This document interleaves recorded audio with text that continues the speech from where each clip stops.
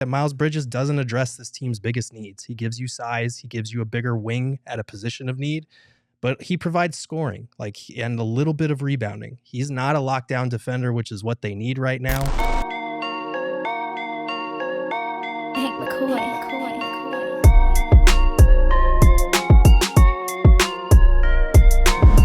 And last but not least, we have the category of lots of chatter when it comes to this player. We only got one on the list, and the Phoenix Suns, and that is Miles Bridges. There's been a lot of talk about Miles Bridges and the Suns. Yeah. This one we're just gonna have to wait and see. At this point, I think it's one of those things where we've had a lot of conversations about Miles Bridges. It's obviously a polarizing situation. But like you said, Flex, we got about 26 hours and some change? About 21. 22 hours. God, we're terrible at math. Well, We've got a day. I was thinking it was like 12. We got a day. I don't know why I can't remember that. I got to get Rose's little clock with the hands so I can help us all work on our time telling. Listen, I've been trying to figure out time zones this week. Lord have mercy. I screwed that up a lot. Yeah. But anyway, we have a little under a day left, and we'll have to see what the Suns are able to do in this situation, because it's very obvious they're having conversations about Miles Bridges, or there wouldn't be this much talk around media and the league in general about Miles Bridges and the Suns. So we'll see. My guess is Charlotte doesn't blink on it because I'm looking at it, and he's got the court date on February 20th, and my intimation would be that they're going to look at that and go, if he doesn't have anything happen, his value becomes more in a sign and trade at the end of the year, or we can maybe convince him to stay if we want to go that route. Because some of these teams, instead of going, well, it's time to discount things because we're not getting what we want, they dig their heels in because they think they're right and somebody else is wrong in their evaluation of it, and that they can maximize value later on. So it would not shock me if that's a situation we see here. Yeah, I mean, listen, it's clear they're having conversations. They've been having conversations for quite some time. I think it's a high-stakes game of chicken, like you said, Linz. I think Charlotte is at the deadline, and they value him a certain way. And there is truth to what you're saying. They're saying, well, maybe we don't move him so that if we don't move him, we keep his bird rights. And now potentially we can do a sign and trade in the summer and get a little bit more. Now, I've been talking to people around the league that don't feel that that's a very good gamble to take, that they may get probably equal to what they're being offered right now in a sign and trade.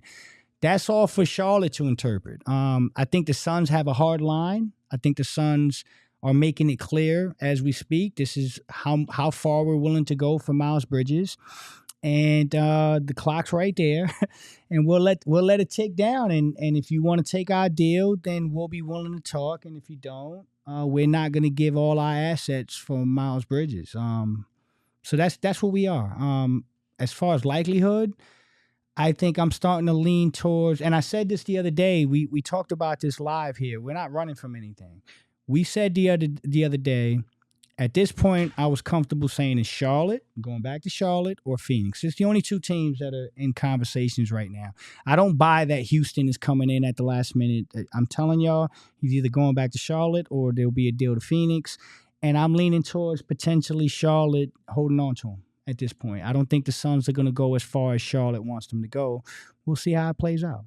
Yeah, that makes sense. And I honestly, if anyone is curious how I feel about Miles Bridges, I wrote a whole article on that, so I'm not going to dive into that again. But I do think that you have to consider the fan base aspect of trading for a guy like that. And truthfully, there would be a significant portion of the fan base that would be understandably turned off by it. And I think that has to be part of the calculus. I think we've reported this in the past that they were probably close to a deal and might have pulled the trigger already, if not for the PR hit that they would take for trading for a guy like that. Agreed. And some of you don't care, and that's fine. That's your prerogative. But there are people that have every right to feel a certain type of way about that. And I, for one, am not going to stand for anybody making those fans feel bad about that. If you want to just focus on basketball, that's totally fine. But you should also focus on the fact that Miles Bridges doesn't address this team's biggest needs. He gives you size. He gives you a bigger wing at a position of need, but he provides scoring and a little bit of rebounding. He's not a lockdown defender, which is what they need right now.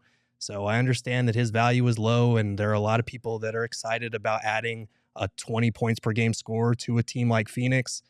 But to be honest with you, like, Charlotte is probably, I mean, they have a reason to hang on to him past the trade deadline and to not send him out for just, a pair of seconds and whatever contract matches. So that's what it is. I mean, and I put out my video. Everybody knows where I stand. A lot of people don't agree with it, and that's your prerogative as well. And I honestly, I don't, it's up to you. You make your decision on morality, and that's fine. I mean, I've had differing opinions with people I really respect, and since they're respectful, I'm fine with that. Right. Like, I have no problem if you have a different opinion there, and so be it.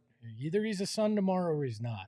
And either way, you move forward, and you have to make the decisions that you feel comfortable with as a fan, and I respect whatever fans do on that.